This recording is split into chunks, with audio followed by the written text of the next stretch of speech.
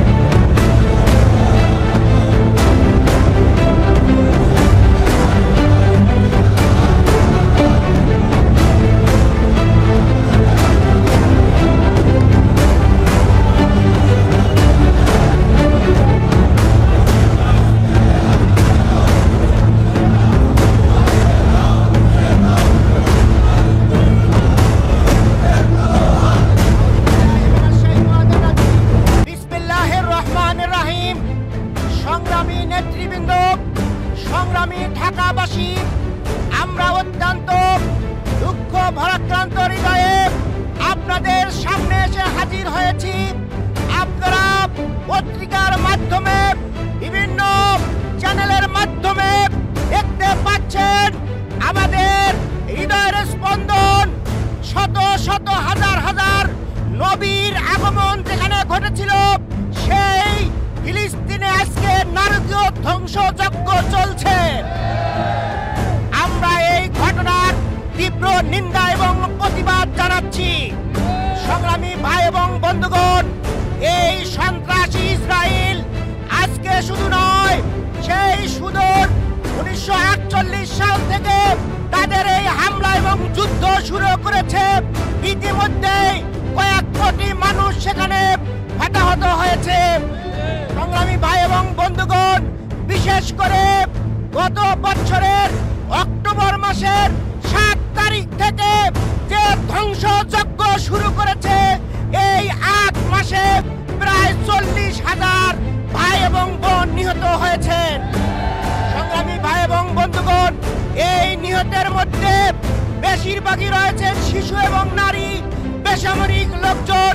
সংগ্রামী ভাই এবং বন্ধুগণ, এই হামলা থেকে সেখানে শিক্ষা প্রতিষ্ঠান, মসজিদ, হাসপাতাল, গির্জা সহ বেসরকারি বাড়িঘর কিছুই রেহাই পায়নি।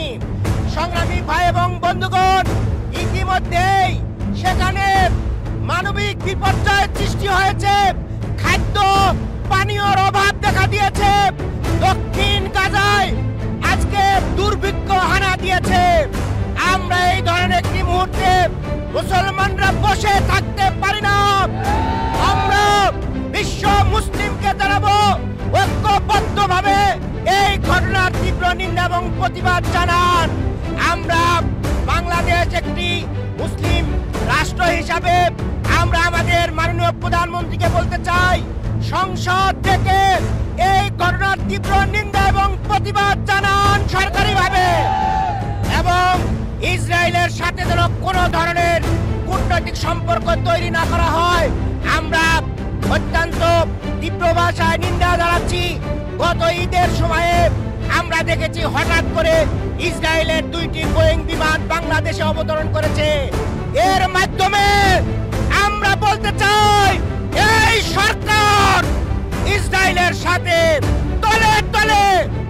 অবৈধ সম্পর্ক তৈরি করছে।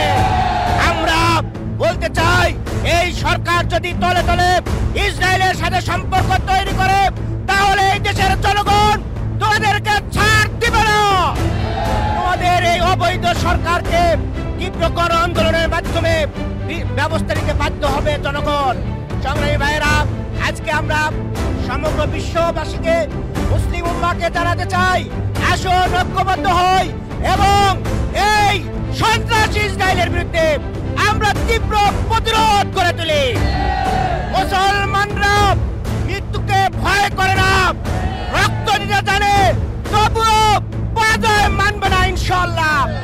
এবং আমরা আজকে বাংলাদেশের আপামর জনসাধারণকে ইসরায়েলের পণ্য বর্জন করার জন্য উদাত্ত আহ্বান জানাচ্ছি। আগামী দিনের সকল কর্মসূচিতে অংশগ্রহণ করার মাধ্যমে আমাদের এই আন্দোলন সংগ্রামকে এগিয়ে নিয়ে যাওয়ার উদাত্ত আহ্বান জানিয়ে আমার বক্তব্য এখানে শেষ করছি। আল্লাহ হাফেজ। বাংলাদেশ জিন্দাবাদ। বাংলাদেশ জামাত ইসলামী জিন্দাবাদ। খৈবরের চেতনায় উদ্বুদ্ধ